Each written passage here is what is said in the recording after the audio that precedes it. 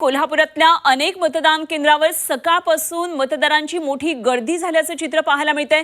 शिवाजी उदयनगर या परिसरामध्ये असणाऱ्या जयराज विद्या मंदिर परिसरामध्ये 7:30 वाजल्यापासून मतदारांच्या रांगा लागलेल्या आहेत। कोल्हापूरमध्ये मोठा उत्साह मतदारांमध्ये पाहायला मिळतोय आणि याचा आढावा घेतलाय आमचे कोल्हापूरमधले प्रतिनिधी प्रताप नाईक यांनी।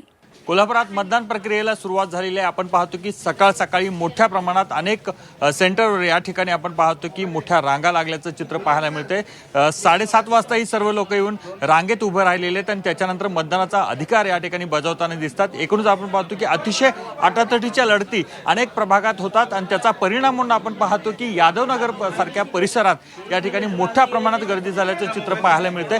एकूणच आपण पाहतो की प्रत्येक उमेदवार आपले मतदार बाहेर काढायचा प्रयत्न करत होता आणि त्याच पद्धतीचं चित्र यादवनगर परिसरात दिसते। एकूणच आपण पाहतो की मोठ्या उत्साहात या ठिकाणी मतदानाला सुरुवात होते। कुठेतरी सकारात्मक बाब म्हणावी लागेल, कारण आपण पाहतो की शिवाजी उधमनगर परिसरात अशा प्रकारचं चित्र यापूर्वी फार दिसत नव्हतं, पण यावेळेला मात्र आपण पाहतो की मोठ्या संख्येनं हे मतदार बाहेर पडलेले आहेत। मतदार राजा आपला मतदानाचा अधिकार बजावण्यासाठी या ठिकाणी आलेला आहे। एकूणच आपण पाहतो की 20 प्रभागात एकूण 81 जागा आहेत आणि त्या 81 जागेवर जवळपास 330 उमेदवार निवडणूक रिंगणात आहेत आणि या सर्वच उमेदवारांना मतदान करण्यासाठी हे मतदार राजा बाहेर पडलेले आहेत। कोल्हापूर महानगरपालिकेत एकूण आपण पाहिलं तर काँग्रेस विरोधात या ठिकाणी आपण पाहतो की महायुती अशा प्रकारची प्रमुख लढत दिसते। त्यामध्ये प्रामुख्याने जर पाहिलं ठाकरे सेना ही काँग्रेस सोबत या ठिकाणी निवडणूक लढवते, त्यामुळं काँग्रेस विरुद्ध महायुती अशा प्रकारच्या लढतीमध्ये नेमकं काय होणार हा मतदार राजा ठरवणार आहे। एकूणच आपण पाहतो की अशा प्रकारचं जर चित्र राहिलं